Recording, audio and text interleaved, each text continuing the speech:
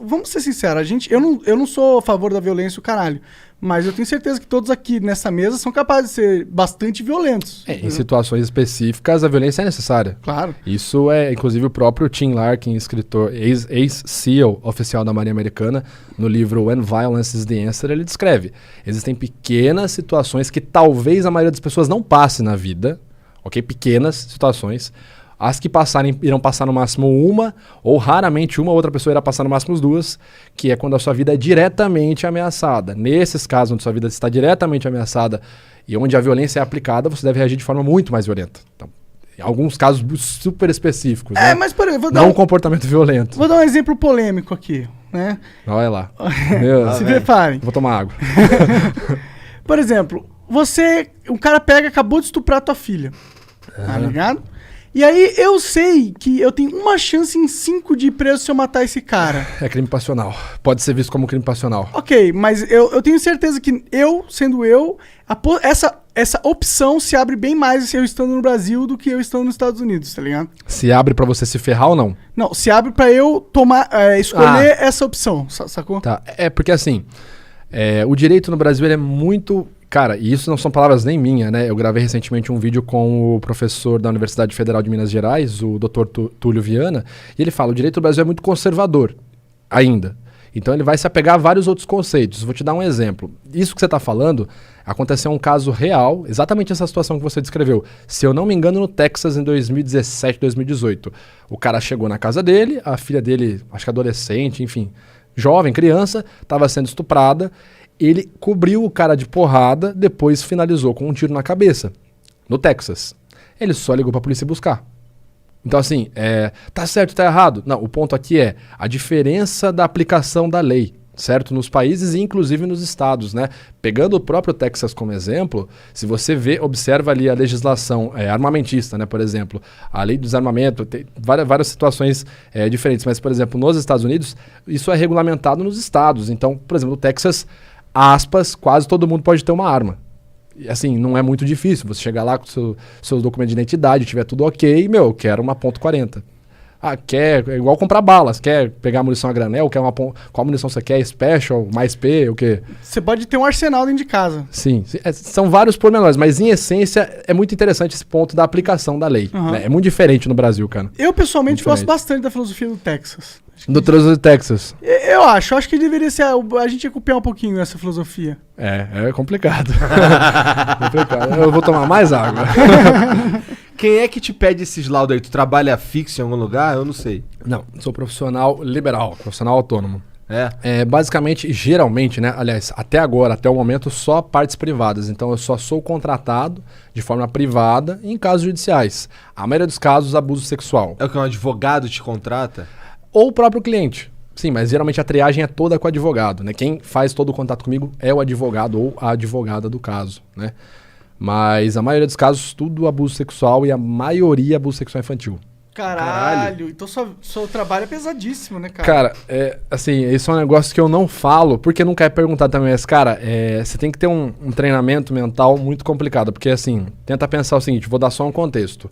Eu, obviamente, não posso falar nada dos casos, pelo segredo, pela ética profissional, e porque a maioria deles, se não todos estão em segredo de justiça ainda, nenhum caso ainda deu jurisprudência. Já faz isso há muito tempo?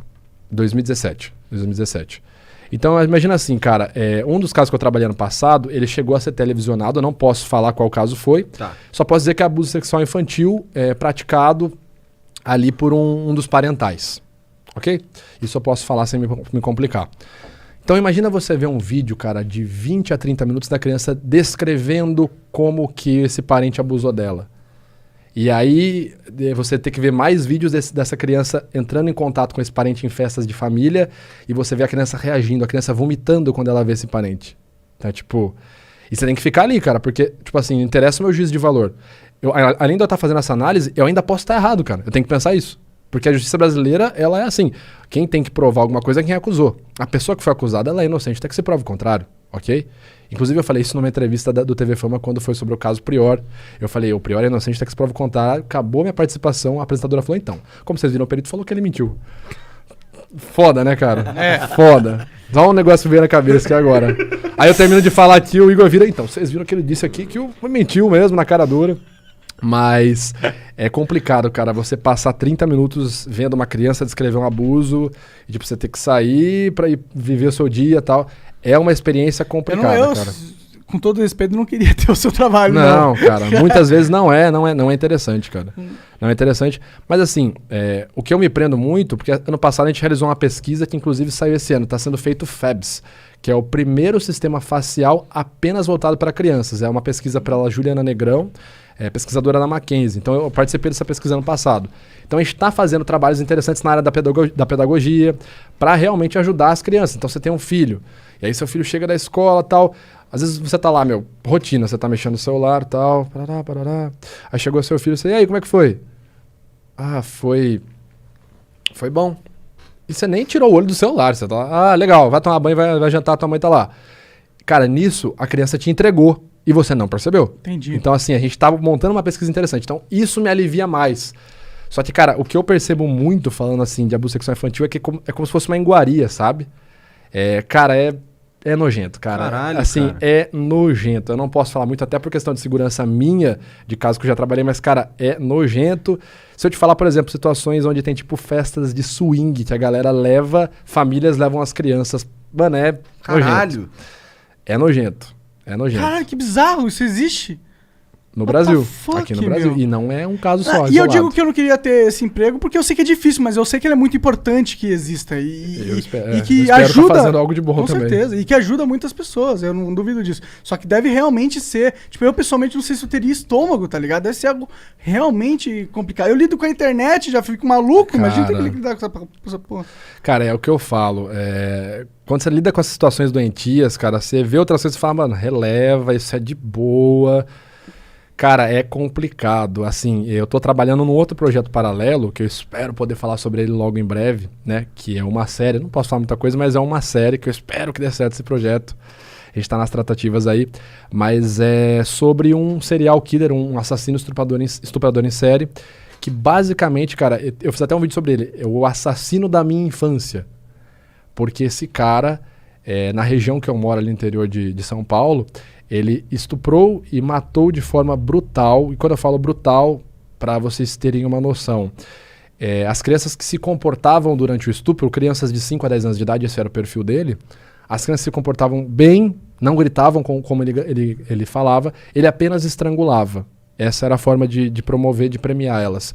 As que gritavam, choravam, tentavam escapar, ele matava no soco, geralmente primeiro esmagando a mandíbula delas. Então, assim, o cara pesado mais de 100 quilos. Então, primeiro ele esmagava a mandíbula de uma criança de 5 anos, ela ia ficar chorando, sentindo dor, enquanto ele praticava a violência sexual, e depois ele matava no soco que sobrava da criança. Caralho! E esse cara morou a 2 quadras da minha casa, quando eu tinha 5 anos de idade, na época que ele estava na ativa nos crimes. Caralho! Esse é um caso muito cabuloso, cara.